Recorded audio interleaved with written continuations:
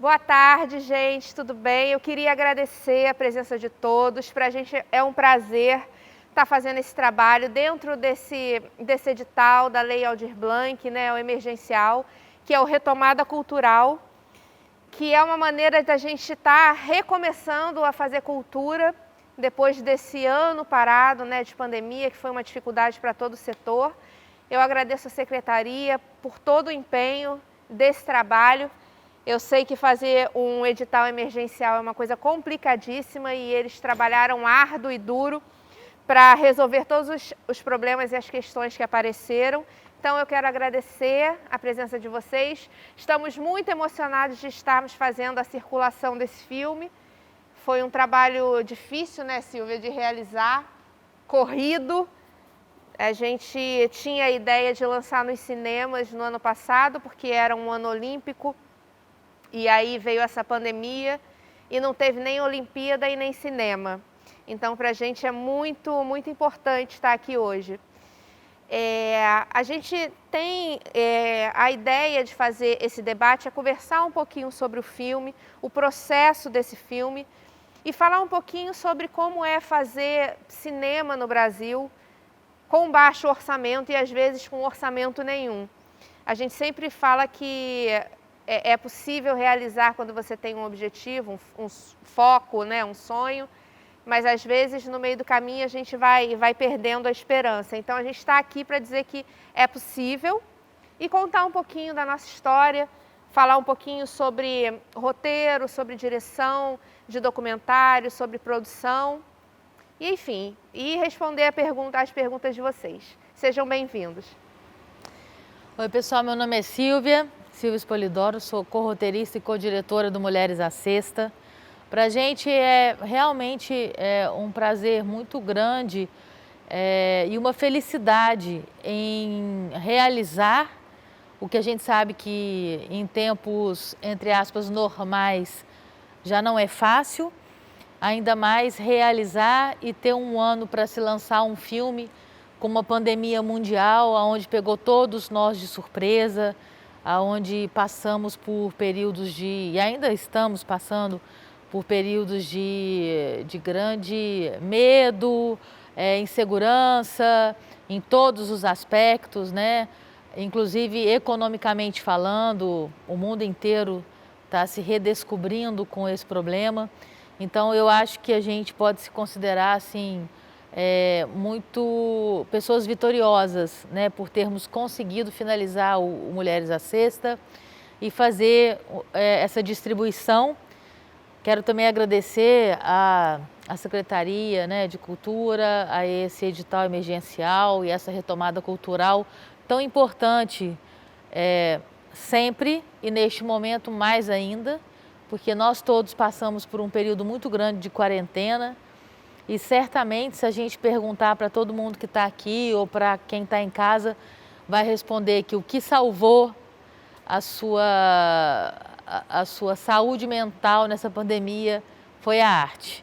Então a gente sabe o quanto é importante a gente alimentar a nossa alma de arte, de poder ler, poder assistir séries, filmes e, por que não, documentários, né?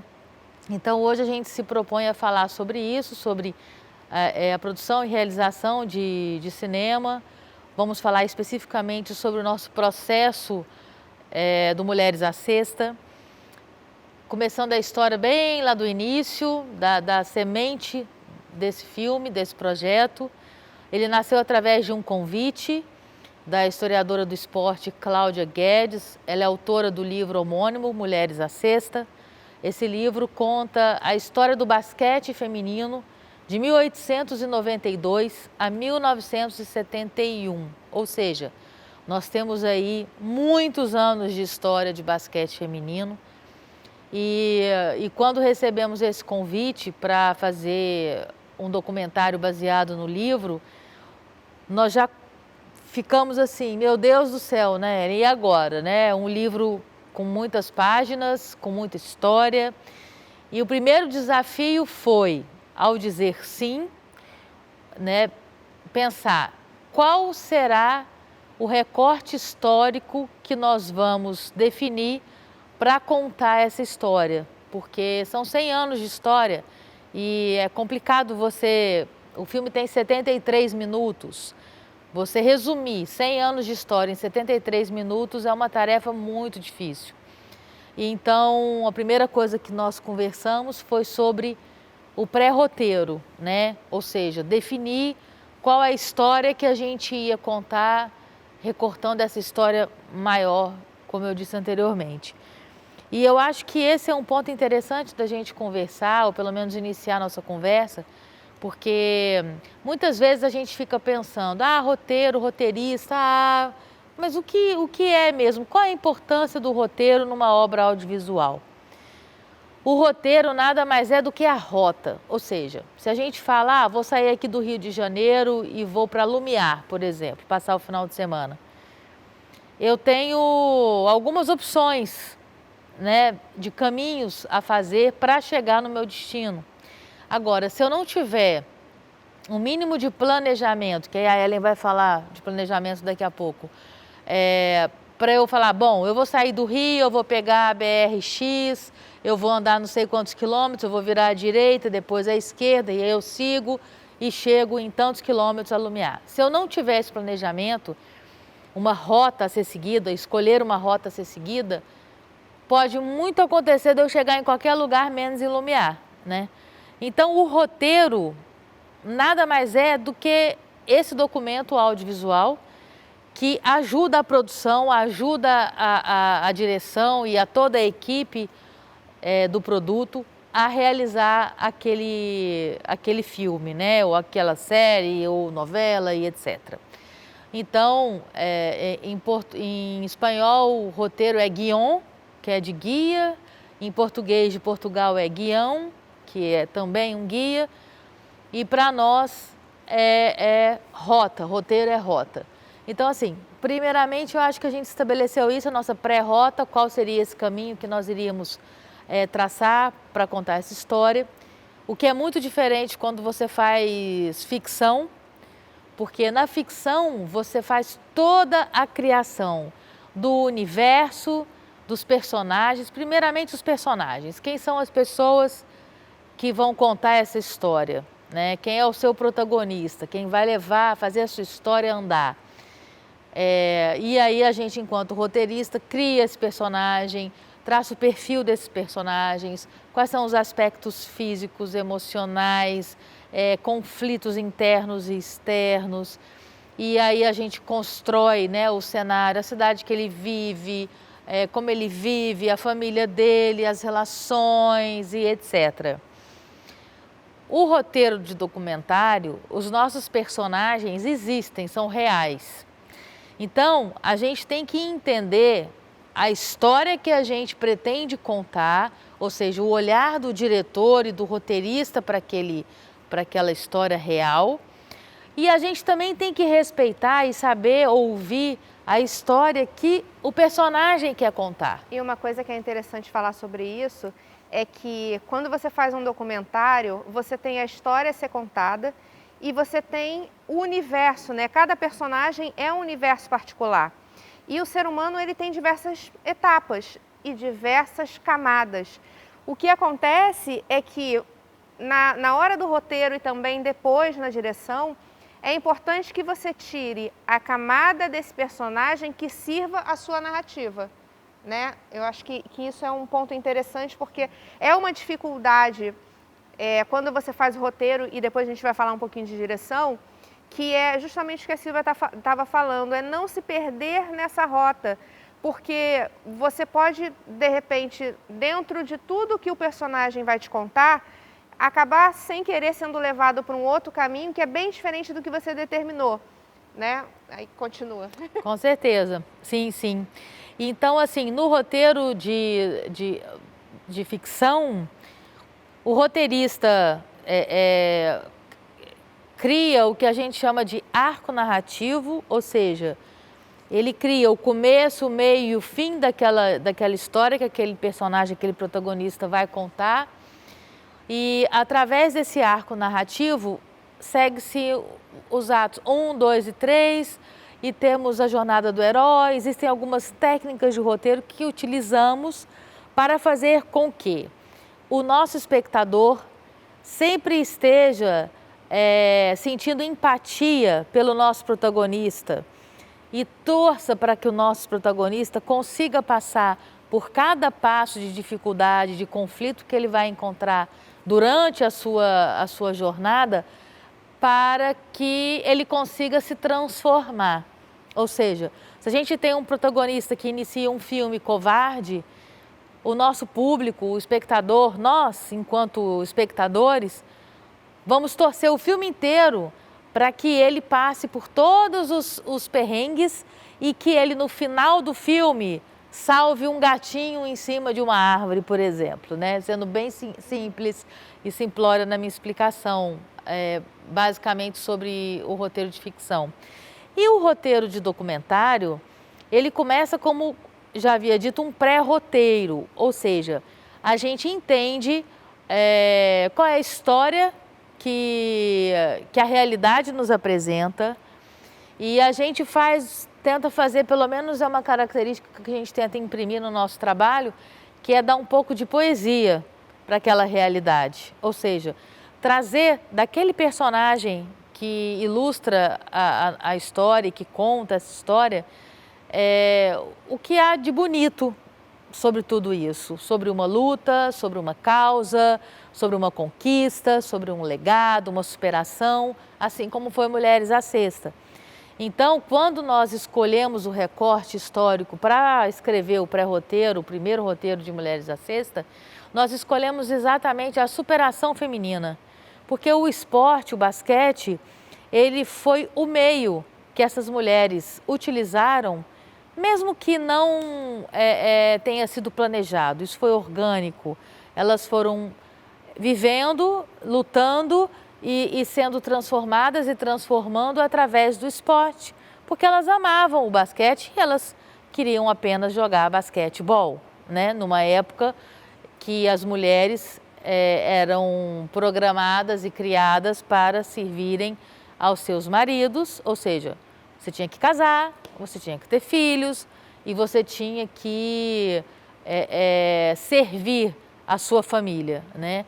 Então, a mulher que trabalhava fora era mal vista, a mulher que usava calça comprida era mal vista, como elas mesmas contam no filme. Então, neste momento, nós pensamos, bom, esse é o nosso caminho, é mostrar a superação que essas mulheres tiveram que ter para jogar o basquetebol e enfrentar todo mundo para jogar basquetebol e o legado que elas deixaram. Por isso que a gente utilizou um ditado árabe que diz que quem planta tâmara não colhe tâmara, porque elas levam 100 anos para serem colhidas. Ou seja, essa seleção de basquete de 71 foi a seleção que, entre aspas, plantou as tâmaras para que uma geração, por exemplo, de Paula, de Hortência, de Janete, de Marta e de tantas outras mulheres maravilhosas pudesse chegar depois, não com uma situação maravilhosa, porque até hoje, na atualidade, 2021, temos muitas dificuldades, né? Muita luta das mulheres de uma forma geral, na sociedade, na política, e o esporte, infelizmente, não é diferente, para alcançar o seu lugar. Ontem a gente falou um pouco sobre diferença salarial entre homens e mulheres atletas, né? Não só salarial, como também de espaço de mídia, né? Sim, também. Exatamente. Então, quando nós começamos a pensar sobre a história dessas mulheres, a luta que elas tiveram, o legado que elas deixaram, e começamos a ligar uma ponta com a outra. A Norminha, que é uma das nossas Mulheres à Sexta, foi uma mulher considerada, entre aspas, a Hortência da época dela, ou seja, ela era uma referência de atleta, ela era muito respeitada, jogava muito basquete. Escolhida como uma das 5 atletas do século pela ESPN. Então, só cortando um pouquinho, mas na verdade, assim, quando a Silvia fala que nós escolhemos esse ditado árabe, que são as tâmaras, a pergunta que nós fizemos para cada uma dessas atletas era qual era o preço do pódio. E algumas delas pagaram o preço, mas não tiveram o pódio, né? E a gente fala dessa geração, que é uma geração que lutou dentro e fora das quadras, não só para colocar a modalidade nos Jogos Olímpicos, mas também para fazer o basquetebol feminino ser reconhecido. Isso foi um trabalho que elas fizeram e que ao longo do tempo as outras atletas vieram reforçando, mas quando a geração de hoje, né, e eu falo o público, assiste, porque a gente vive num país que não tem memória.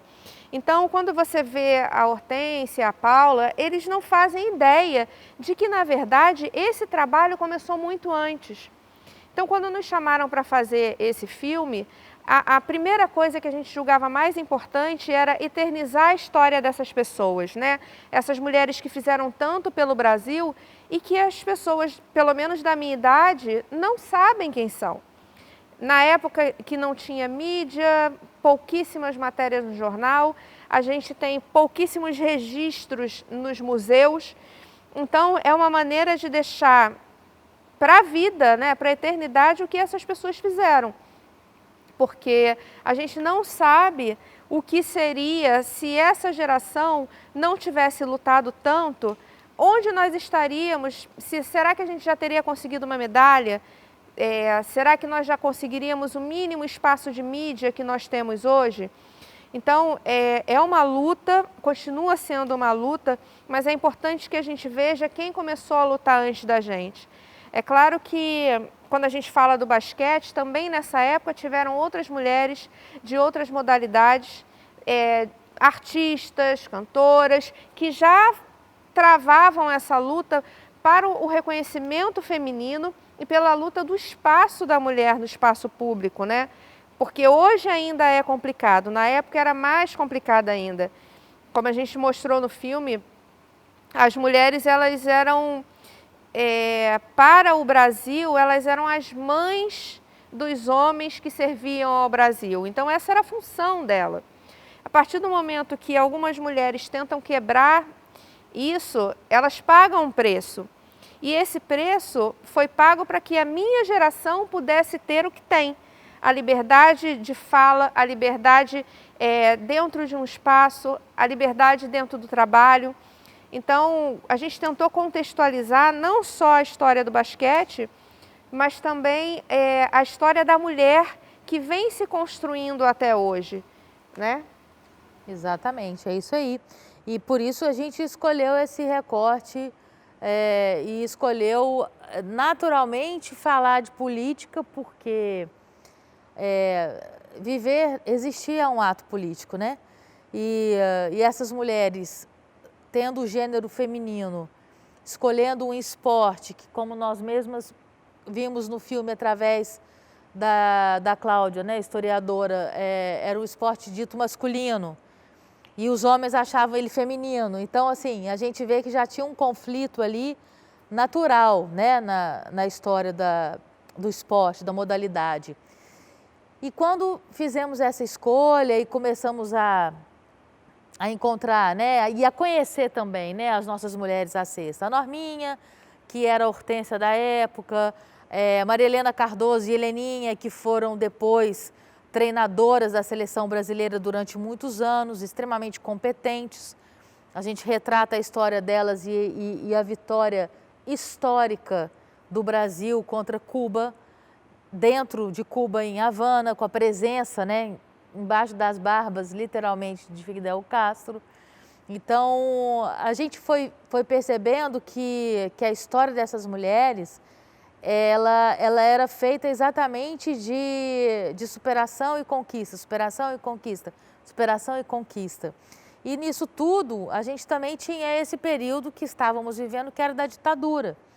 Então, onde a Silvana coloca muitíssimo, brilhantemente, nos explica, né, cada ponto, cada conquista, o que significava cada momento que uma mulher dessa estava brigando para jogar basquetebol, estava encarando a viagem que elas fizeram, né, em 65 para a Europa para fazer os jogos na Espanha, aonde essas mulheres chancelaram a participação feminina na modalidade de basquete nas disputas olímpicas. Ou seja, é uma vitória das mulheres que ninguém sabe ou a gente acha que quase ninguém sabe. Até a Cláudia, que é historiadora, não sabia. Imagina nós, seres mortais, né, que não nos dedicamos ao estudo da história tão profundamente. Então, nós percebemos que tinha uma riqueza muito grande, né, Ellen, de história, de superação, de feminismo até, de dar voz a essas mulheres que nunca tinham tido voz anteriormente.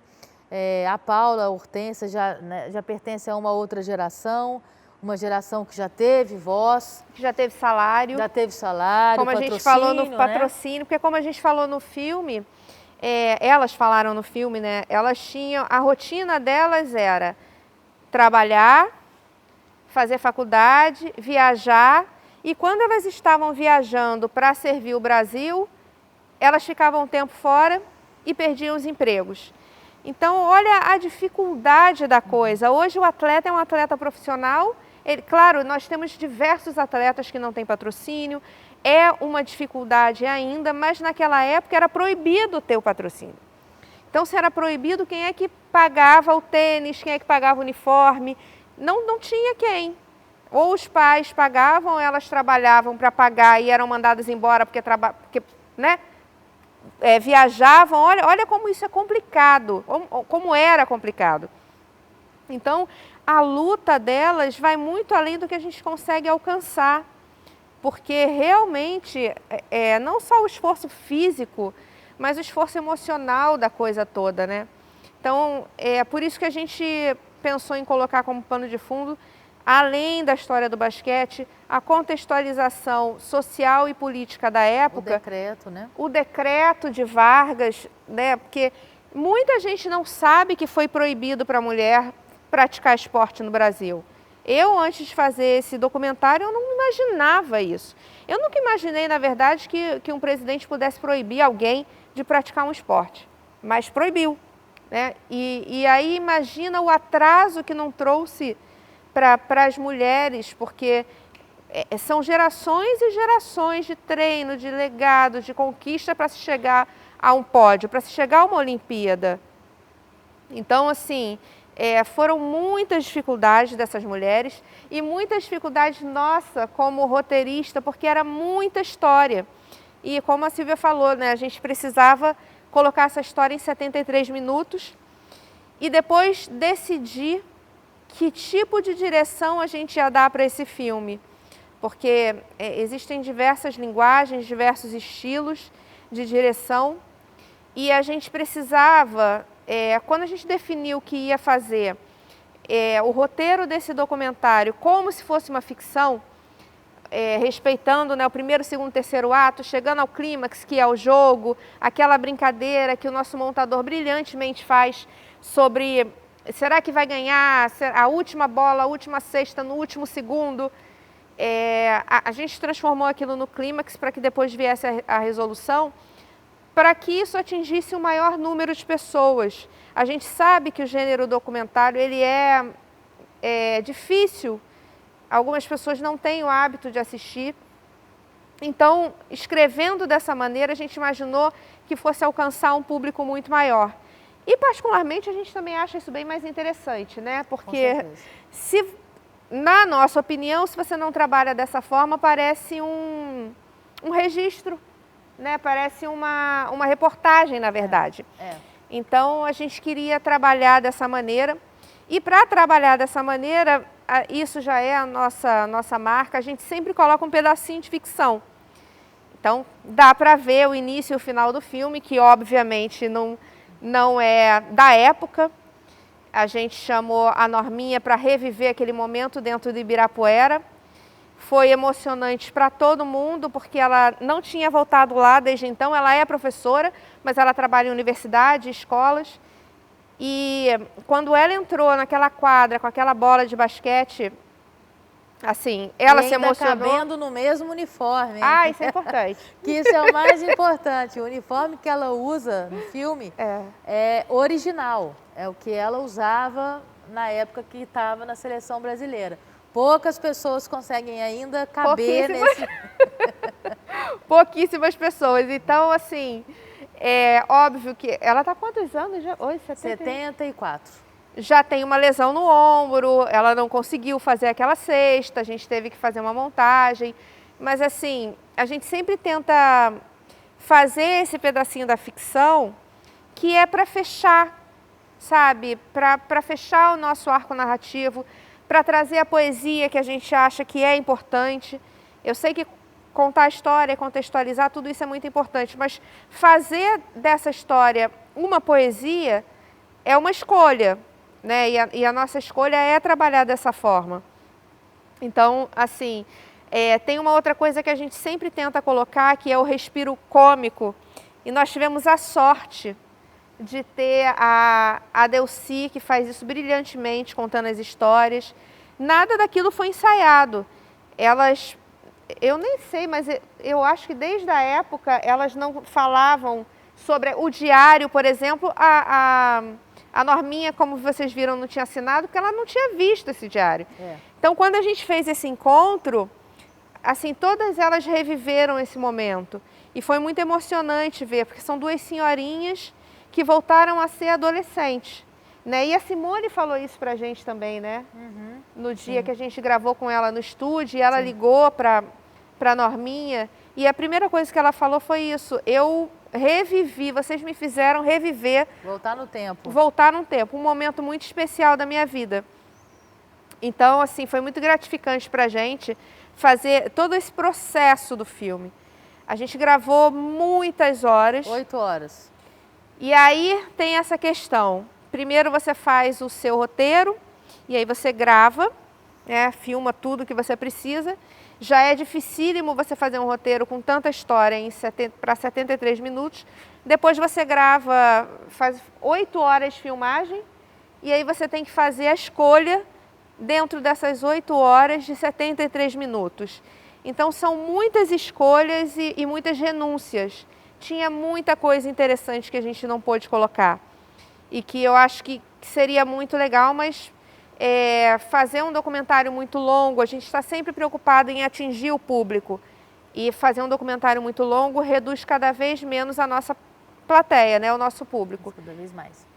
Reduz cada vez mais. Então, foi mais uma questão. E além das 8 horas, nós ainda tínhamos milhões de imagens, registros fotográficos, matérias de jornal. Foi um quebra-cabeça, né, Silvia? Foi. Literalmente um quebra-cabeça. E nesse processo todo, né, que a gente está falando sobre roteiro, a gente começou com esse pré-roteiro, então, que foi o quê? Escolher que a gente ia contar essa história através do olhar da Norminha, mas também trazendo as outras mulheres à tona.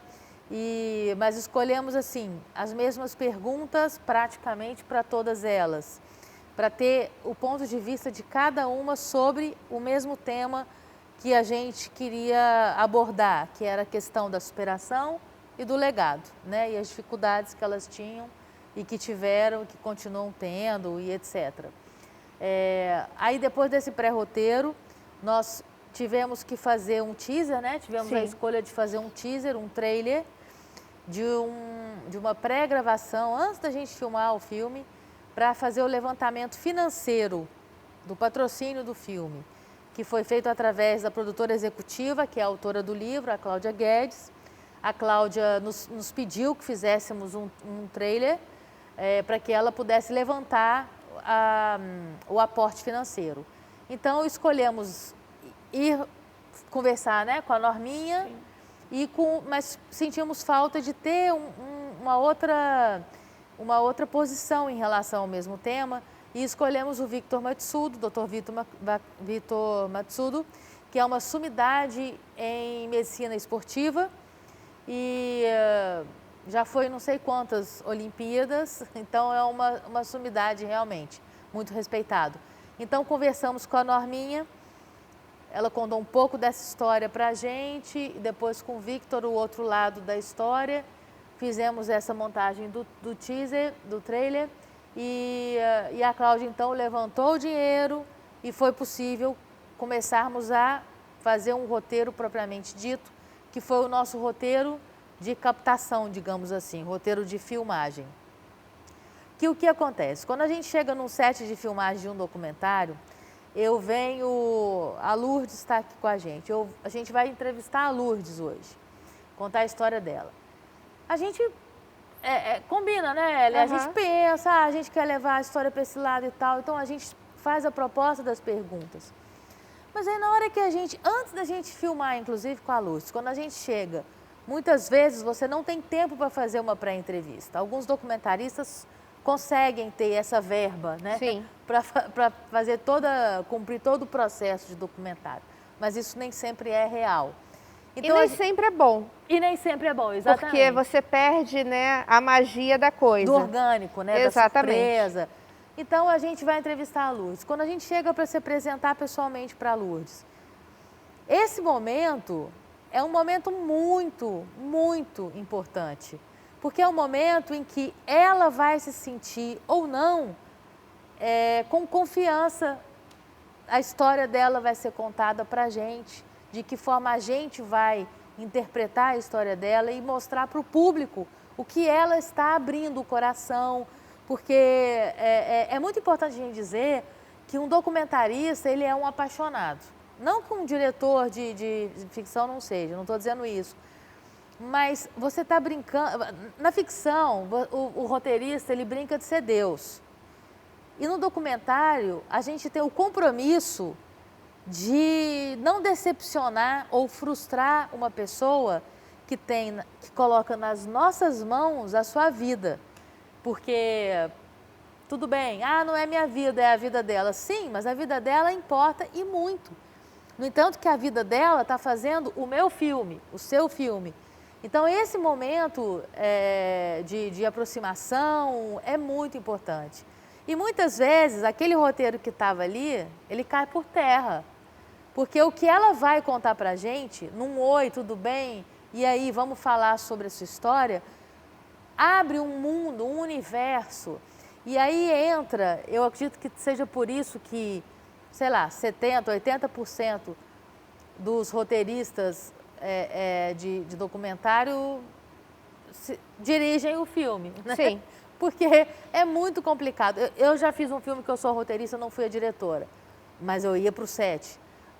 E esse filme é meu primeiro filme autoral, né? Dirigindo, da Ellen também. Então, assim, esse momento do roteiro, para o roteirista, e aí já embola e já vira também para a direção, ele é muito mágico, sabe? Porque você percebe que, ok, eu estou indo para Lumiar, lembra que a gente começou falando?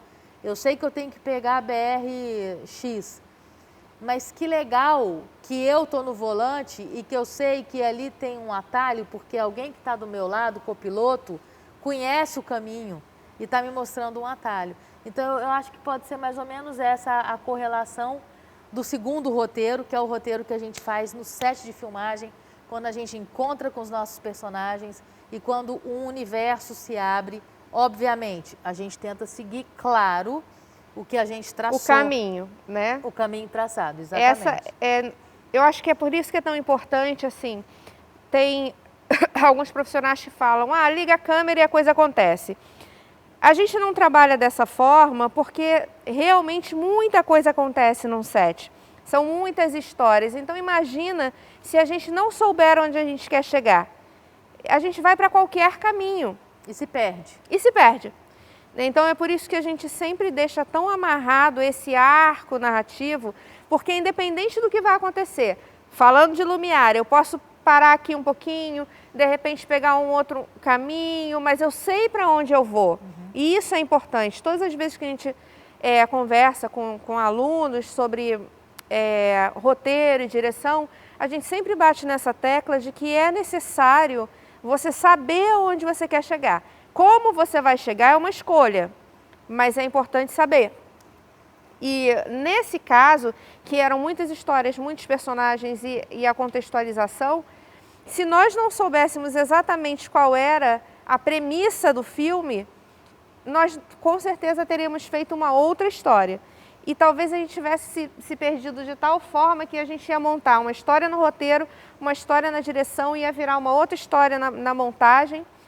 Então, a gente frisa o quão é importante a gente trabalhar com esse roteiro meio amarrado, porque a gente sabe que depois tudo muda em relação à montagem, e mais uma vez, se toda a equipe sabe onde quer chegar, você tem a confiança de dar para um montador todo o seu material, porque ele vai fazer criativamente tudo o que é necessário, mas vai chegar onde a gente combinou que tem que chegar, né?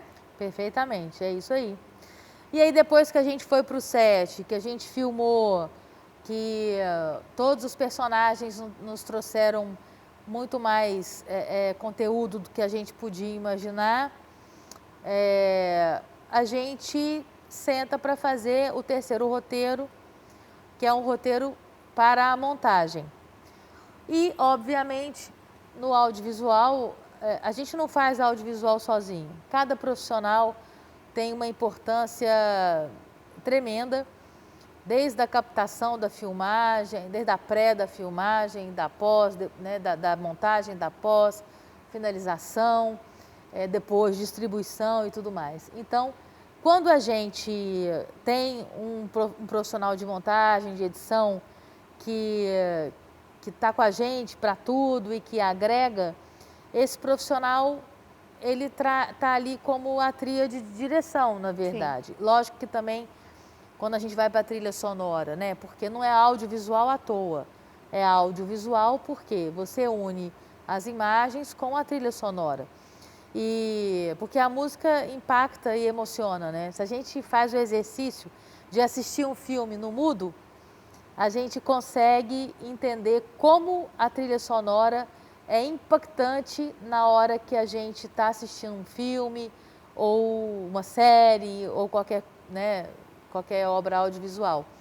E aí a gente teve a participação do Tasso Dourado, nosso diretor, nosso montador, nosso editor, que cada proposta que a gente fazia de montagem para ele nos surpreendia com algo melhor do que a gente tinha proposto. Então, a gente teve realmente essa sorte, digamos assim, de contar, né, com uma equipe super competente. A nossa diretora de fotografia, Françoise Matoso, assim, a nossa equipe era muito feminina, né? Só o pessoal do som que era homem. E o montador. Aí depois, na ilha, o montador. Mas no set em si, só tinha um homem que era captação de áudio. A direção de fotografia era mulher, a assistência era mulher, direção era mulher, produção mulher, enfim. Era o clube da Luluzinha, né? No bom sentido.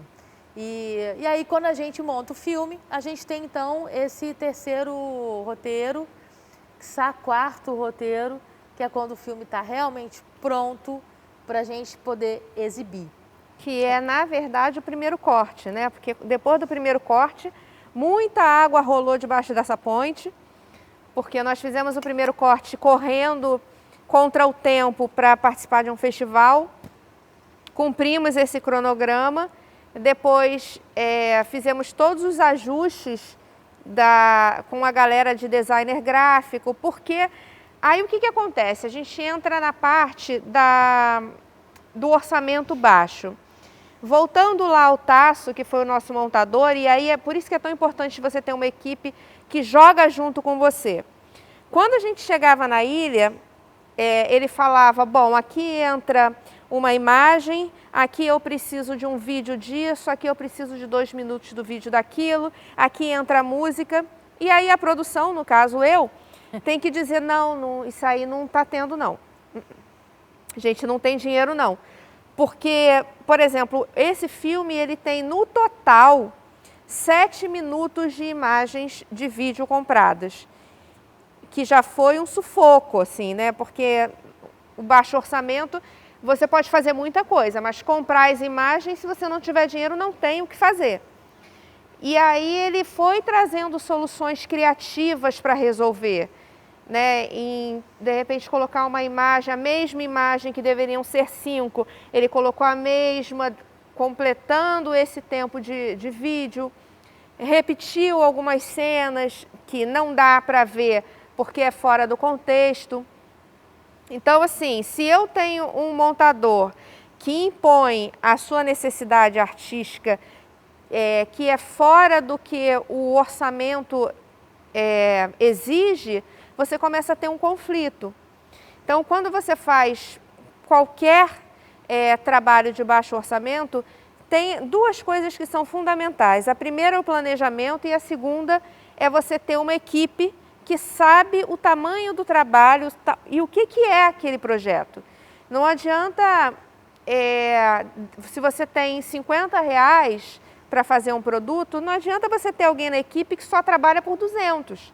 Adoraria, mas se são 50, ou você faz parte desse produto, da realidade desse produto, ou infelizmente você não pode trabalhar nesse produto, né? E é isso que é muito importante lá atrás, quando você tem um pré-roteiro, porque o pré-roteiro ele já faz com que você tenha uma análise técnica para minimamente saber o que você vai precisar em termos não só de orçamento, mas de logística.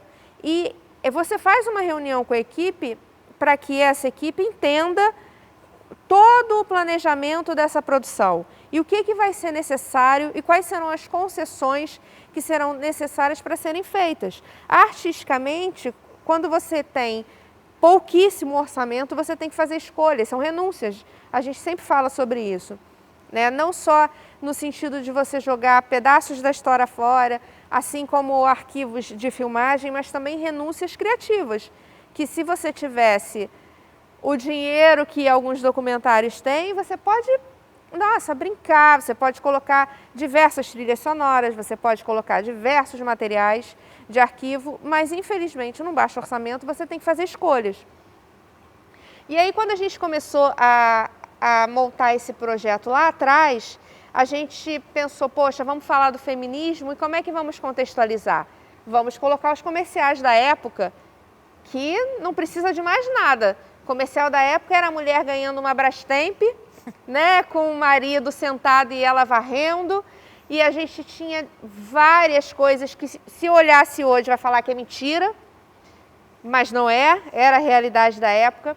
Então a gente começou a pesquisar revistas, jornais, puxamos vários vídeos maravilhosos comerciais e aí chegamos à conclusão de que não tínhamos dinheiro para pagar nada disso, mas precisava contextualizar. Então, aí eu falo sobre as soluções criativas. O que a gente pensou? Bom, a gente não tem dinheiro para pagar os comerciais, mas a gente pode criar um comercial. Nós temos um designer gráfico, nós sabemos o que era dito na época. É engraçado que a gente achou até a cartilha da dona de casa, né? Como ser uma boa mãe e dona de casa, tinha uma cartilha e alguns 70 passos para seguir. Eu, sinceramente, não seguiu nenhum, né? Não, nunca. Não, por isso que eu não casei, eu acho. E aí, o que acontece? A gente, dentro dessa cartilha, a gente começou a pesquisar o que poderia virar um comercial. E aí, o nosso designer gráfico fez essa brincadeira e a gente conseguiu contextualizar. Não tem nenhum comercial comprado, nenhuma matéria daquela época, nenhuma revista daquela época. Citação a gente pode fazer de graça, então fizemos várias. Então são soluções criativas que você tem que ter. Até ontem eu falei, eu acho que vale repetir, que inicialmente a nossa solução era a gente atuar. Então ia eu ficar engraxando o sapatinho de um moço, a Silvia servindo, passando uma roupa, né, com os bob no cabelo, mas a gente não teve tempo. Então resolvemos fazer isso com um designer gráfico, né? Foi.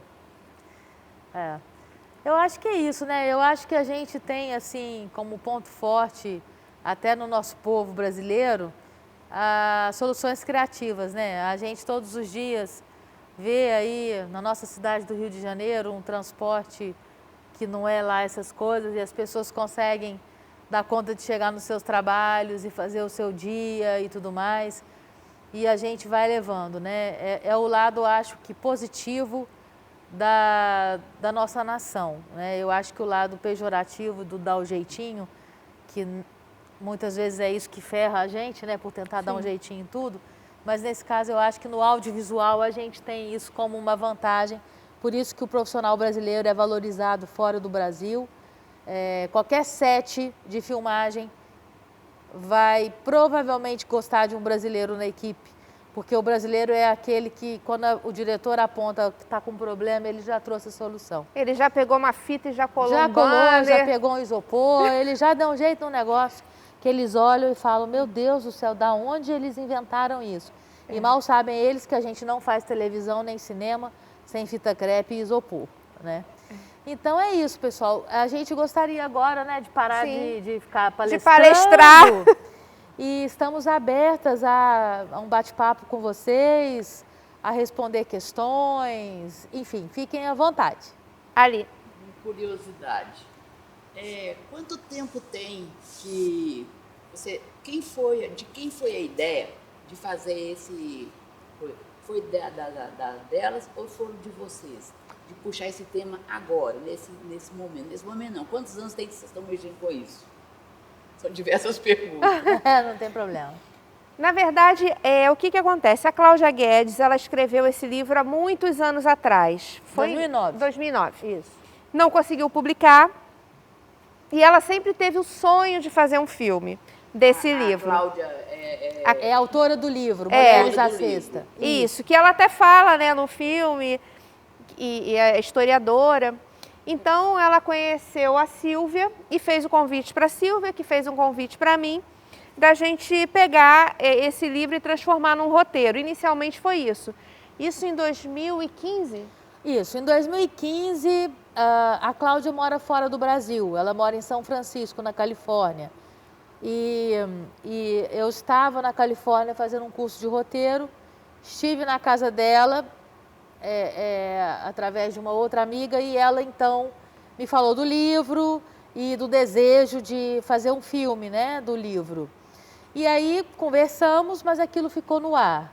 Depois, em 2018, ela pediu que nós fizéssemos o primeiro teaser, que fomos para São Paulo filmar com a Norminha e com o Victor Matsudo, para ela levantar o dinheiro. E aí, em 2019, começou a corrida. Nós começamos a filmar o Mulheres à Sexta. E por que a gente, só cortar, Não, como bem. sempre? Não tem problema. Não, por que a gente correu para lançar esse filme em 2020? Porque era um ano olímpico. Exato. Exatamente. Exato. E aí, exato. A gente correu porque era o momento ideal. Íamos ter as Olimpíadas, tudo lindo. E nada, né, mais interessante do que ter esse filme contando sobre o basquete feminino, porque só tem esse filme que fala essa história. E aí a gente correu contra o tempo, chegou em fevereiro, a gente estava com o segundo corte, já só para finalizar mesmo, assim, detalhes, para poder começar a fazer a distribuição, e a gente teve a pandemia. Em março, Em março. Nós ainda vamos ter as Olimpíadas. Essa história, eu acho que precisa ser vista. Sim. Precisa ser contada. Porque precisa ir para algum lugar. Não sei. A gente precisa ver isso. Para algum lugar, eu, como coordenadora da rede, vou levar ao Lincoln, porque nós temos espaços em alguns cinemas e a gente pode levar. Eu queria que levasse esse projeto, esse coisa, assim, para mais gente ver. É o nosso sonho. Para saber, para todo mundo conhecer essa história a fundo, né? Porque é por causa disso que nós estamos no patamar que estamos hoje. Igual as meninas que jogam futebol, não tem o valor que tem o homem até no dia de hoje. Eu sou completamente contra essa disparidade homem-mulher. Não aguento isso, de jeito nenhum. Então, eu acho que nós temos que ser iguais. Sim. Né? Então, isso que aconteceu com elas, jogadoras de basquete, vai continuar acontecendo com diversas outras coisas. Sim. Talvez agora não, porque agora está mais... Mas naquela época, eu que já estou com 77 anos, eu sei o que foi isso naquela época. Eu sei. Sim. Então, eu sei porque... E também entra o racismo, entra tudo. Sim. Aí eu sei que tem muita coisa que precisa ser vista. Esses documentários precisam ir para algum outro tipo de canal. Sim, é o nosso sonho, é a nossa busca. Ano passado nós fizemos um pitching para vários canais que disputaram a tapa, esse filme. Só que realmente tudo mudou, né? A gente fez esse pitching foi em fevereiro mesmo. E o filme já estava na mesa dos grandes canais, tinham interesse. É claro que a gente tem toda uma questão de fundo setorial, Ancine, falta de investimento, que não vem da pandemia, vem de antes, mas que as coisas estão se acertando e se Deus quiser vai melhorar cada vez mais. E aí juntou com a pandemia e não teve Olimpíada, e eu acredito que por conta disso as prioridades se tornaram outras, né? Eu, particularmente, por não ser da área da saúde, acreditei que em 3 meses isso tudo teria acabado. Eu realmente achava que seria rápido, né? A gente falava sobre isso, daqui a 3 meses vai dar tudo certo, a gente lança, não vai cancelar a Olimpíada. Como sou da área de saúde, quando começou eu já sabia que menos de um ano não acabava. Pois é, eu nunca imaginei uma coisa dessa, assim, passar por isso. A gente não é de uma geração de pandemia, né? A gente não, eu pelo menos eu nunca... Eu sequer, quando fala de gripe espanhola, é uma coisa que eu ouvi dizer, mas eu nunca imaginei. Eu achei que fosse... Olha as pandemias para trás que tem. Pois é, eu sinceramente achei que não. Aí quando falava assim, é porque eu também sou produtora teatral, e aí fiquei muitos anos, inclusive, aqui nesse teatro, então para mim continua, é uma emoção a mais estar lançando esse filme aqui. Quando falou, vai fechar os teatros, pensei, isso dura 2 meses, daqui a pouco abre. A Olimpíada será... Quando as coisas começaram a fechar e a cancelar, e de 3 foi para 4, foi para 5, eu falei, não sei. Aí você meio que vai perdendo a esperança de um dia isso voltar ao normal. E graças a Deus, as coisas já estão se encaminhando, eu não sei, né? Eu sinceramente ainda tenho minhas dúvidas. Falo sinceramente. Vocês veem que desde o ano passado, nós não tínhamos uma faixa roxa, nós estamos de faixa roxa no Brasil. Sei que eu vim da Bélgica também há pouco tempo. Minhas cunhadas estão lá. Eu tenho 2 amigos morando lá e tudo fechado. Eu e estava a Alemanha indo... hoje já proibiu a entrada de brasileiro lá. Portugal já proibiu a entrada de brasileiro, a Inglaterra... Se a gente está falando do filme, eles vão falar de pandemia. Você vê que agora essa mutação do Nordeste, 3 em São Paulo, o que é isso? Onde é que nós vamos parar? Então eu não tenho muita... E cada vez mais a gente vai precisar da arte para salvar, né? Aí entra a sacanagem da briga política, da coisa que inferna tudo. Tudo. A roubalheira, que olha, não quero nem sei, nem gosto de falar, porque eu sou sindicalista, já fui diretora de sindicato, eu já briguei para sair tirar colo do poder, eu sou uma também que dava um comentário. Então, mas você sabe, Luz, que a minha esperança, porque assim, quando a gente faz audiovisual, é para sempre. Ainda mais que, por exemplo, esses debates, eles vão ficar nos nossos sites, na rede, no YouTube.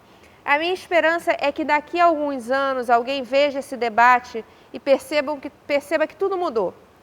Que a gente tinha um discurso de roubalheira, de dificuldade, de problema político, de falta de investimento, de pandemia, e as pessoas olhem, como a gente olha para, meu Deus, como é que se vivia sem telefone, que se Deus quiser eles olhem para essa nossa conversa e falam, nossa, como é que se vivia dentro desse mundo? É a esperança, eu realmente acredito que as coisas vão melhorar. Tomara. Acho Antigamente o colarinho branco não ia para cadeia, agora vai toda hora.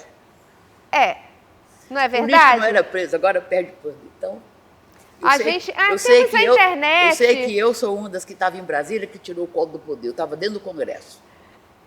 Eu levei daqui do Rio para Brasília 17 ônibus lotados de gente para o Congresso. É mesmo? Eu fui dessa época. Eu brigava, eu já tive cavalo em cima de mim em Brasília. Meu Aham. Deus. Então, eu sou da pá virada. Eu sou da saúde, eu sou enfermeiro, sou assistente social, mas eu viajei levando gente durante 2 anos daqui para Brasília para tirar o colo do poder. Pelo que eu sabia que eu teria que fazer. Para tirar o quê? Collor. O do Collor? poder. Colo. Olha! Foi. Eu tenho foto. Vamos organizar esses ônibus aí, Lourdes. Eu tenho foto Tô disso. brincando, não tem nem... Eu tenho foto disso tudo, eu tenho foto de invasão no Ministério da Saúde em Brasília, eu tenho foto disso tudo. Então, eu sou da briga. Então, Pois aí é, e é essa luta que a gente tem que continuar, né, Lourdes? e por causa dessa luta de colo, eu adquiri um câncer de estômago, de nervoso, mas estou aqui. Tem 20 e tantos anos já, né? Estou aqui. Graças a Deus. Graças a Deus. Mas que tirei ele, mas deixou esse infeliz entrar. E o que acontece? Está lá de novo. Nosso povo não tem memória, infelizmente. Não tem. E é justamente por isso que a gente precisa ser pensou... eternizado essas coisas. Precisa levantar o que passou para a gente chegar até hoje e ver se daqui para frente, eu não sei se a gente vai estar melhor ou pior do que agora, sinceramente. Vamos estar melhor, Lourdes. Estamos na luta para isso.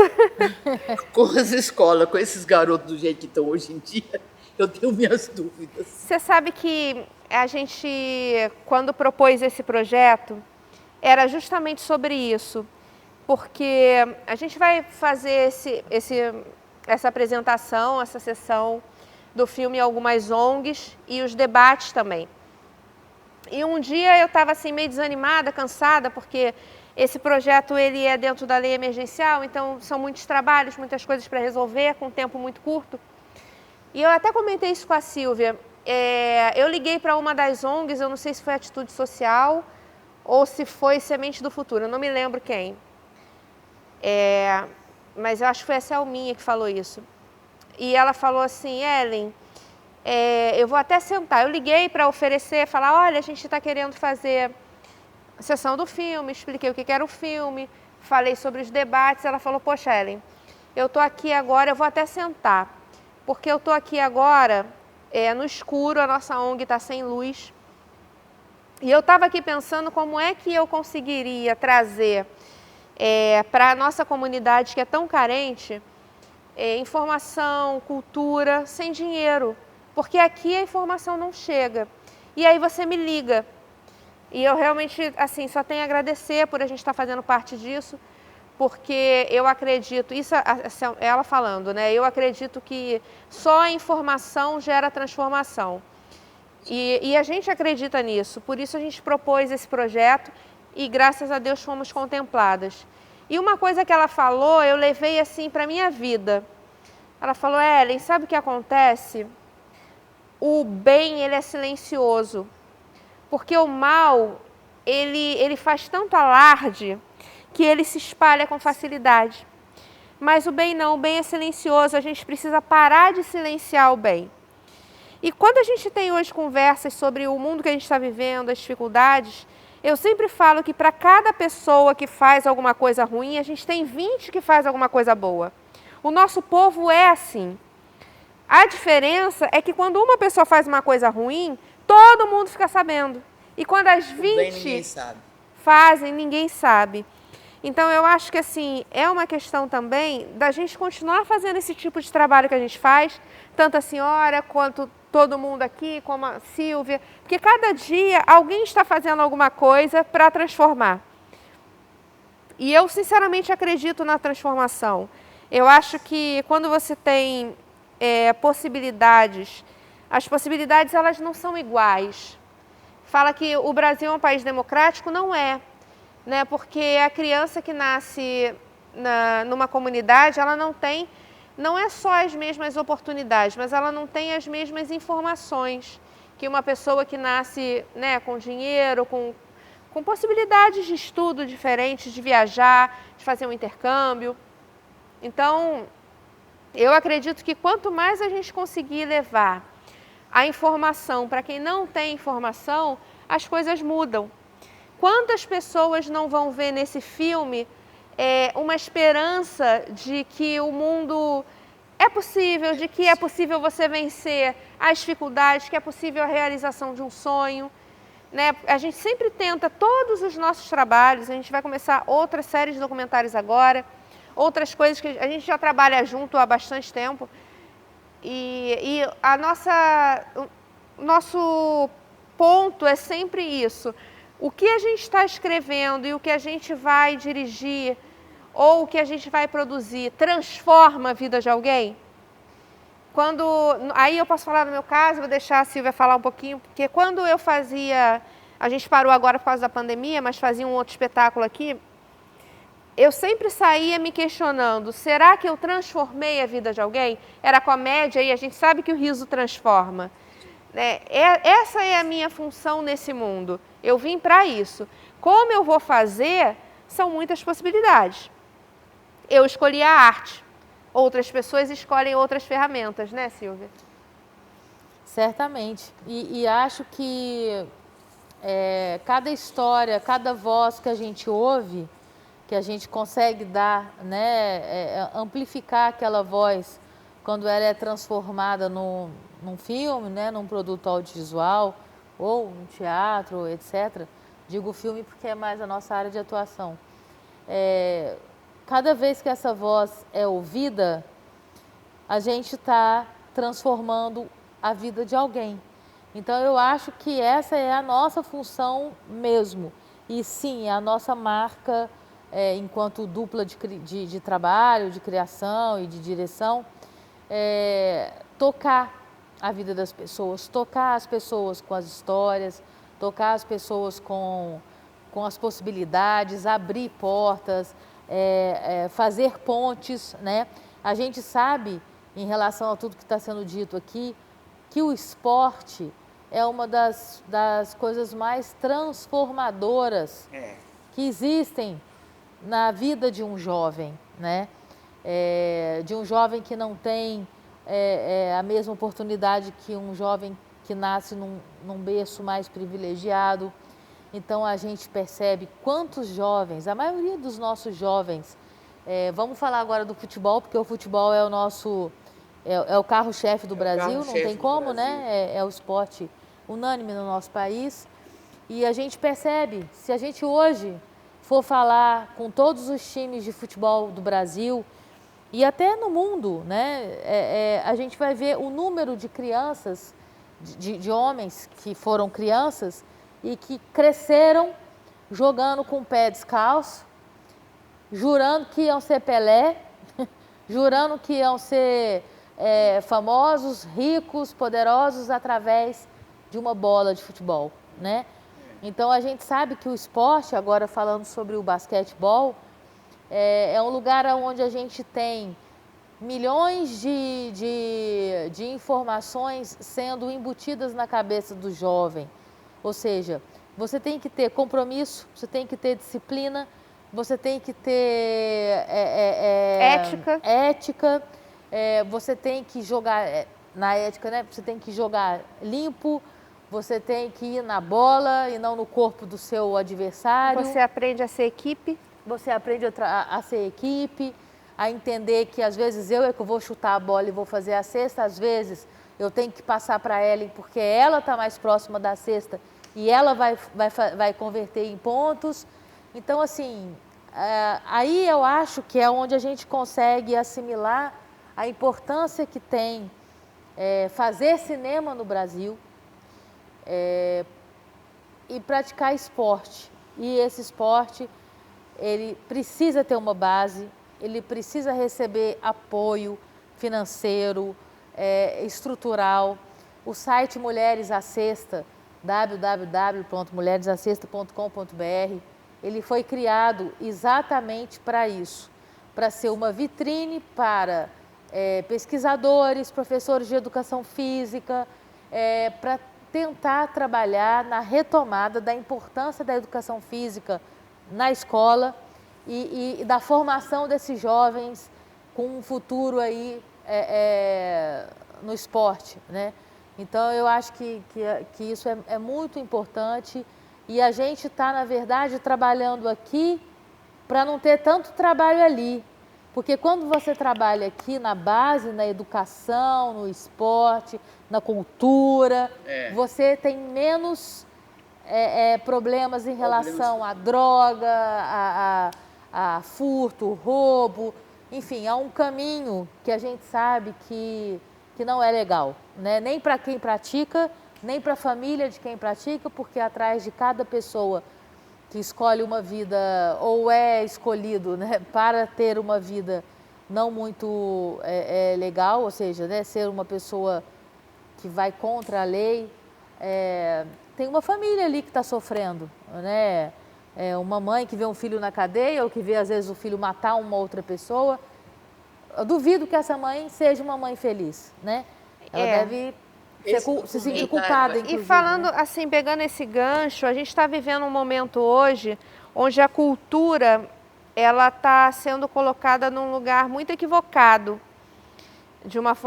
tratada de uma forma muito aquém do que ela é, porque se a gente lembrar que não só o esporte, mas também a cultura, ela não é só a identidade de um povo, mas também é um instrumento de transformação desse povo, a gente tem que entender que é necessário investir. Não é um favor. Não é gasto, né? Não é gasto, é um investimento. Sim. Existem diversos estudos e eu conheço diversas pessoas que têm uma história sobre isso para contar. Quanto mais cultura tem dentro de uma comunidade, menos criminalidade essa comunidade tem. Não é difícil fazer essa conta. Então, a gente hoje precisa também fazer esse movimento de lembrar aos nossos governantes, lembrar as pessoas que estão, né, hoje fazendo os investimentos, que o que eles estão fazendo é um investimento. Não é jogar dinheiro fora para meia dúzia de ator ou de cantor, enfim, não vou nem usar os termos que se coloca hoje. Mas é fazer com que essas pessoas que são trabalhadores, que sustentam toda uma indústria, que empregam milhares de famílias, essas pessoas também estão sendo agentes transformadores. E isso faz com que a sociedade seja saudável para todo mundo, não é para uma minoria. Então, a Silvia falou do site, o site também trabalha dentro desse movimento, que é o resgate das educações físicas nas escolas, fala sobre o basquete, mas fala também sobre cultura. Então, eu acho que seria interessante que mais movimentos como esse tivessem se fortalecendo cada vez mais, porque é bom para todo mundo, como, né, a sociedade. E alguém tem mais alguma pergunta? Esses projetos podem ser levados às escolas? Esse projeto, inicialmente, ele foi planejado para ser levado para as escolas. Quando a gente fez esse... Quem é responsável por levar? Os diretores? O que acontece? Quando a gente fez o projeto para tentar passar nesse edital da Lei Aldir Blanc, né, o Retomada Cultural, foi lá em novembro, outubro, não me lembro, a gente estava, naquela época, saindo da primeira onda. Ninguém tinha ainda uma informação sobre a existência de uma segunda onda. Então, ele foi planejado para escolas públicas e ONGs. E o que aconteceu é que veio a segunda onda e as escolas públicas fecharam. Então, dentro desse edital, eles não vão acontecer, esse projeto não vai acontecer dentro das escolas, por conta de elas estarem fechadas e esse edital ter um prazo de execução muito curto, porque é uma lei emergencial. A nossa ideia é que em outro edital, com outra linha de financiamento, a gente consiga fazer isso nas escolas, como a gente vai fazer nas ONGs. Pouquíssimas ONGs também estão trabalhando agora. E as que nós vamos, capacidade reduzida para não ter aglomeração. Né? Você vê aqui também a gente está trabalhando com menos pessoas. O teatro também está com uma capacidade bem reduzida por conta disso. Então, sim, a ideia é levar, a ideia é distribuir esse filme, fazer ele circular cada vez para mais gente estamos no ano olímpico e, se Deus quiser, vai acontecer a Olimpíada, né? É o que a gente imagina, temos essa esperança. Então, a ideia é, sim, levar para as escolas. Qual o seu nome? Aline, Oi, Aline. eu queria fazer uma pergunta mais sobre o processo de produção de vocês. Em relação à primeira rota que vocês traçaram, com todas as escolhas que vocês falaram que tiveram que fazer em relação ao orçamento e tudo mais, qual foi a sensação de ter visto assim, pela primeira vez o produto final? Qual foi a sensação de vocês, pensando na primeira rota que vocês traçaram? Olha, Aline, eu vou falar primeiro porque eu sou a mais prática da dupla. Porque eu faço a produção. Eu já tinha visto muitas vezes o filme, né? Porque, assim, eu não sei quantas vezes a gente assistiu, mas pelo menos mais de 100. A primeira vez que nós vimos, eu posso falar de mim, foi, assim, é uma realização que você quase não acredita, porque é tão difícil. É difícil conseguir o dinheiro, é difícil organizar a equipe, é difícil planejar as agendas. A gente trabalha, né, as nossas personagens são todas velhinhas, então era complicado conseguir conciliar, não dava para fazer muitas horas de filmagem, não dava para fazer várias velhinhas no mesmo dia. Então, assim, é muito exaustivo. Quando você faz com baixo orçamento, você também tem que ter a consciência de que as pessoas que estão apostando no projeto, que a equipe toda aposta, mas você tem a pessoa que pegou esse projeto para fazer ele acontecer. Ela vai trabalhar mais do que todo mundo. Apesar de eu ser da produção, a Silvia sempre pegou muito junto comigo. Então, e fazendo também parte de produção, ajudando na produção. A gente trabalhou muitas e muitas horas por dia. Às vezes 12, às vezes 14, às vezes 18. Muitas mesmo. Quando o primeiro corte ficou pronto, foi realmente uma emoção, sim. É quase um parto. Aquela coisa de você ficar 9 meses nas dores, no enjoo, eu imagino, né? Porque dizem que enjoa, que dói, que cansa, que é uma costela que aperta. A gente passa por tudo isso. E aí, na hora que você vê aquele filho nascendo, realmente é muito, muito emocionante. Mas depois você vê tantas e tantas vezes que aí momentos pontuais tornam o processo mais emocionante. Assim, ontem, por exemplo, quando a gente... Ontem não, né? No primeiro dia aqui, dia 25, se eu não me engano, que a gente viu a primeira vez na tela grande, nossa, porque a gente trabalha para isso, né? Para você ter uma tela grande, depois você ter a distribuição para mais pessoas, para você estar num canal. O trabalho todo é para isso, para esse produto acontecer dessa forma. Foi muito emocionante, assim. Ver essas velhinhas contando essa história, ver a Simone cantando nessa tela, foi muito emocionante. Eu acho que a Hortência tem uma fala no filme que ela diz que o atleta de alto rendimento, chega um momento da vida dele, ele não faz aquilo por dinheiro. Ele faz pela medalha. Ele faz para ele se superar, para ele provar para ele mesmo que ele pode, que ele vai chegar num lugar além daquele que ele um dia chegou. Eu acho que a gente pode fazer um paralelo em relação a fazer cinema no Brasil, principalmente a fazer documentário.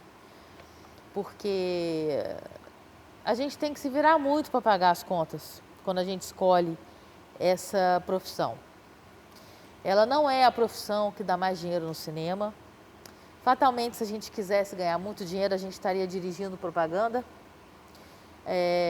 Então, eu acho que é mais ou menos isso. A emoção, sabe, de ter visto esse filme na tela grande, foi a emoção como se eu tivesse subido num pódio e recebido uma medalha de ouro. Porque a gente faz por paixão, a gente faz por amor, a gente faz porque a gente vê que aquela história, aquela pessoa está sendo reconhecida pela história dela, ela está sendo aplaudida pela história dela. Você se sente parte daquela história. Mesmo eu não tendo vivido o Ibirapuera em 71, não era nascida ainda, eu consigo me integrar àquilo. É como se eu tivesse estado lá e torcido por elas naquela arquibancada lotada, gritando Brasil. Só de ver isso já me emociona. E uma coisa também muito forte é assim, o país da gente é igual a gente falar mal de mãe e de irmão. Só a gente pode falar mal. Se alguém vier para falar mal da sua mãe, do seu irmão, você vai meter o pau nessa pessoa, vai meter o cacete mesmo. Porque você não vai aceitar. Então é mais ou menos isso. E quando a gente tem uma história tão rica de brasileiras, mulheres, superando tudo que elas superaram e sendo ovacionadas no país delas, num esporte que não é popular no nosso país, e elas conquistando uma medalha e sendo reverenciadas como elas foram, e no filme a gente conseguindo trazer para essas mulheres um reconhecimento, sim, elas existem, elas existiram, elas fizeram história. É emocionante, sabe? Vale a pena, valeu a pena. Todas as noites que nós passamos em claro, todas as noites que a gente ficou desesperada quando a gente descobria que cada imagem que a gente ia usar ia ter que pagar alguém, a gente não tinha dinheiro. Então, assim, ter feito a sala da minha casa de pré-edição, de logger, né, com a Joana Sanz, nossa assistente de produção, que também foi logger no filme.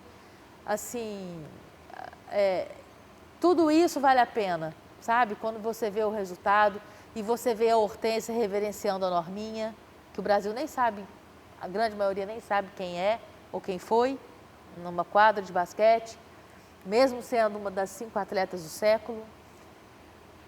Você fala, gente, é para isso aí. Subi no pódio e ganhei uma medalha de ouro. E melhor ainda, vê-las extremamente emocionadas e felizes com a história delas sendo vista por tantas pessoas, menos do que a gente gostaria. Ainda vamos, se Deus quiser, trabalhar para que essa história seja vista por muita gente, porque ela merece. Então é isso, é o sentimento que a Norminha bate aquela bola de basquete no final do filme e diz: eu faria tudo de novo. Sim. Parabéns. Obrigada. Mais alguém? Qual o seu nome? Parabenizar vocês pelo filme. Qual o seu nome? Desculpa. Carlos, Paulo. Pode falar. Pode falar, Paulo. eu queria primeiro parabenizar vocês pelo filme, né, que é uma grande realização e é impressionante ver o filme, essas mulheres lutando pelo profissionalismo, era o profissionalismo marrom, perdiam seus empregos, faziam uma coisa totalmente por amor. E aí depois vem a geração da Paula e da Hortência, que ganham um brilho tremendo, e depois isso meio que sumiu, né? A CBB envolta em casos de corrupção, um monte de dinheiro que não vai para lugar nenhum, e o esporte voltou meio que para aquela categoria B dos esportes nacionais, que o vôlei conseguiu sair e o basquete ficou lá embaixo. E aí citaram o Collor aqui, né? 20 anos atrás, o povo foi lá, tirou um cara por causa de uma Fiat Prêmio, enfim, não era tudo que tinha, mas tirou um cara. E aí se passam mais 20 anos e a gente está aqui, acho que parabéns maior ainda, 2 mulheres realizando um filme de baixo orçamento, assim, e não são 2 mulheres que são diretoras da Globo e tudo mais. Olhando para o filme, assim, vocês têm a sensação de que realmente houve um avanço, foi um avanço mínimo, ou que a cada 3 passos que a gente dá para frente, a gente está 2 para trás. Porque lembrando o Collor, 20 anos atrás, ele acabou com a Embra Filmes, né? e agora o governo atual está acabando com a Ancine com uma asfixia lenta, né? Eles não acabam de uma vez. E vocês entregarem esse filme, tem todo essa parte por trás, né, das duas diretoras, falando sobre uma equipe de mulheres que perdiam trabalho para representar o país, vocês estão aí representando esse papel. Queria que vocês analisassem um pouco essa questão. Obrigada, Paulo. Quando a gente... vamos falar primeiro do basquete, né? A gente conversou isso com o Ricardo Tradi e é óbvio que muita coisa aconteceu, muita água rolou debaixo dessa ponte em todos esses anos do basquete, mas hoje existe uma retomada do investimento e é uma retomada muito séria que aposta numa construção. Então hoje eu acredito que está sendo feito o plantio, né, necessário e correto para que a gente volte, como a Hortência falou, a ter mais Hortências e mais Magic Paulas e mais Norminhas, porque, como a gente já conversou aqui, se a gente não investe na base, você não tem como chegar ao pódio. Então, sim, hoje eles estão fazendo um trabalho muito forte. É claro que o vôlei se destacou nesse trabalho. A gente tem lá em Saquarema, né, o trabalho que é feito lá. Se eu não me engano, ainda é pelo Zé. Mas a gente tem também uma Superliga muito forte. E é necessário que a gente tenha uma Superliga para o basquete, que também seja muito forte. Porque hoje os nossos atletas, eles saem do Brasil, porque não tem o investimento, não tem o salário necessário ainda. Então, não tem superligas que valorizem, que façam o atleta crescer. Então, eu acho que eles estão, sim, fazendo esse plantio. É um trabalho. E eu acredito que a coisa vai acontecer em pouquíssimo tempo. O Ricardo Tradi está fazendo um trabalho muito sério e muito forte. E tanto que a gente conseguiu dar pequenos avanços que não se davam há muito tempo. Sim, ajudou muito. A CBB não só nos deu muita informação, como ela nos cedeu gratuitamente todas essas fotos que a gente tem da Hortência, Magic Paula, do Fidel, foram fotos cedidas pela CBB. Maria Helena também, aquela foto linda que tem da Maria Helena Cardoso, que era, na época ela era técnica das meninas, ela com a Hortência e a Paula, depois, né, assim com a mão levantada, aquela foto é linda e é icônica, como a própria Maria Helena fala no filme. Como ela diz, né, eu acho que o basquete brasileiro ajudou a mulher a crescer. E acho que pegando aí uma carona na sua pergunta e na resposta da Ellen, a gente tem um presidente na CBB hoje, o Gui, que é um cara que tira dinheiro do bolso, sabe? Para pagar contas da CBB, para pagar salário de atletas. Então, assim, esse não é o mundo ideal, isso não é o correto, óbvio que não. Mas a gente entende que a CBB hoje tem uma gestão apaixonada pelo basquete. Agora, a gente sabe que não adianta só ter paixão, a gente precisa ter política, né?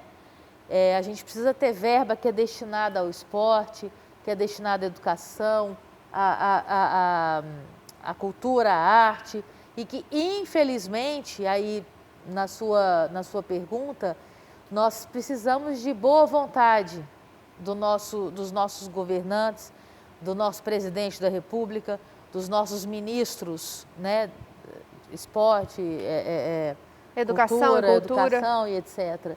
Então, assim, é um balaio muito maior do que o que a gente está falando aqui, né? São muitos interesses que a gente não sabe quais são exatamente e a gente sabe que é triste a gente ver que o nosso esporte podia estar muito melhor, apesar de todos os esforços da CBB e da diretoria e da presidência, do Ricardo Tradi, que é o diretor de operações da CBB.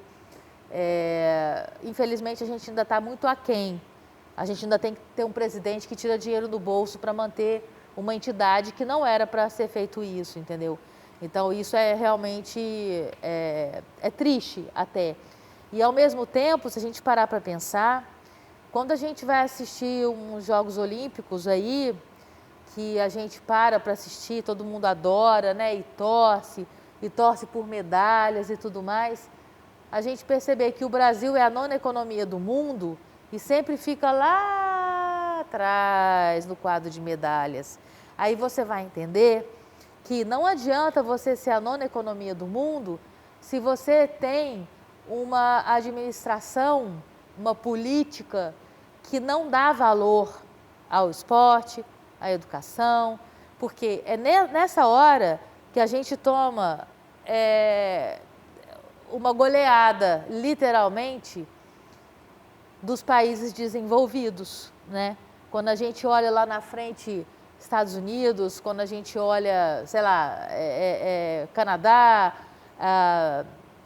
com não sei quantas medalhas e a gente lá no finalzinho da fila. Isso é o reflexo da não política que, infelizmente, nós temos atualmente não, já faz muito tempo, mas Bastante tempo. que a gente tem no nosso país. Então, infelizmente, é uma realidade, né? Que a gente gostaria de poder mudar. Tem leite condensado no esporte, de repente a gente melhorava. É que leite condensado engorda, entendeu? E aí fica gastando dinheiro com leite condensado e não com merenda escolar, né? Com transporte escolar. Aí é isso que acontece. E aí, só para relembrar que, graças a Deus, a gente hoje não vive numa ditadura, né? Porque senão estaríamos todos presos nesse momento. E falando sobre a questão do cinema e do investimento, né, na arte, a gente enfrenta muita dificuldade hoje no setor.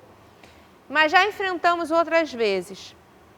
E talvez venhamos a enfrentar outras tantas. Né? Às vezes, cada dia é um 7-1 diferente. Mas a arte é que nem planta. Não adianta colocar concreto, ela vai achar um buraquinho para se expandir, sabe? É vida. E quando eu falo sobre isso, não é de uma forma poética, não. É porque a arte é expressão. E principalmente num povo como o povo brasileiro, que se expressa com tudo, com toda a sua essência, é impossível você querer fazer barreiras em relação a isso. Não tem como. De uma forma ou de outra, as coisas vão acontecer. De um lado, do outro, a gente está acostumada a trabalhar na raça. E é curioso, porque agora, nesse momento, a gente está naquele período de corrida ao Oscar, né? E um documentário brasileiro, direção da Bárbara Paz, que acompanhou o final de vida do marido dela, do Babenco, diretor de cinema argentino, mas radicado no Brasil há muitos anos. Um documentário maravilhoso, poético, está na busca, naquele corre, como a gente chama, para concorrer ao Oscar, para representar o Brasil no Oscar.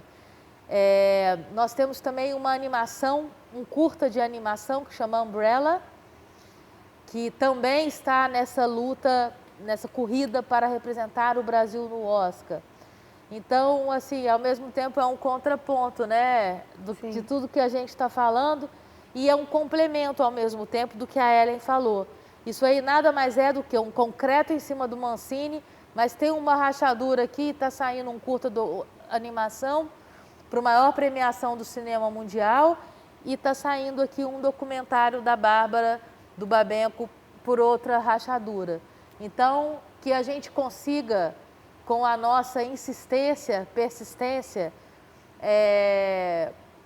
não desistir da luta e fazer com que esse concreto tenha cada vez mais espaços de rachadura, ou na martelada mesmo, a gente quebrar esse concreto, porque é um direito nosso como cidadão, que usem o nosso dinheiro dos impostos que cada um de nós paga para trazer educação, saúde, cultura, esporte e tudo aquilo que a gente precisa para se sentir um ser humano minimamente feliz, né? No país que a gente tanto ama, como eu disse, é igual mãe, só a gente pode falar mal, ninguém mais.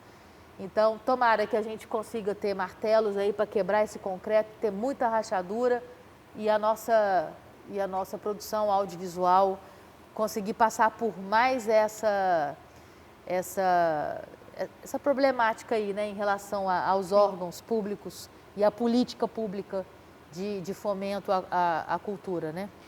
E a gente espera, assim, que com esse projeto que iniciou dentro dessa lei Aldir Blanc, que a gente consiga ser também um agente de transformação, que as pessoas cada vez mais consigam ver esse filme e acreditar nos sonhos, nos seus objetivos, entender que é difícil sim, mas é difícil para todo mundo, que é possível romper, que é possível alcançar, porque o pódio ele é uma coisa muito individual, né? Cada um tem o seu, cada um sabe o que quer, o que almeja na vida. E através dessas mulheres que a gente possa acreditar que é possível.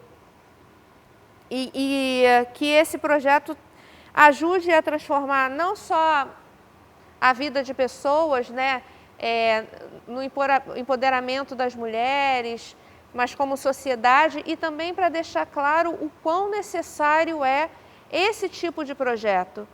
Que cada vez mais a gente tenha investimento em projetos que trabalhem inclusão, que trabalhem esse tipo de movimento que gera transformação. É o que a gente quer. Nós vamos ficar ainda até o dia 5 de fevereiro com esse projeto. Vamos fazer 11 apresentações. Temos amanhã de manhã aqui. Exatamente. Às 9h30. 9h30 a gente tem uma sessão do filme. De 9h30 às 11h. De 11h à 13h vamos estar aqui falando um pouco sobre o processo do filme e respondendo perguntas, né, de vocês. Na segunda e na terça-feira também estaremos aqui com a exibição do filme e debate. E aí vamos para as apresentações nas ONGs, que eu acho que vão ser muito, muito legais. Qual é a ONG que você sabe? Atitude Social e Semente do Futuro.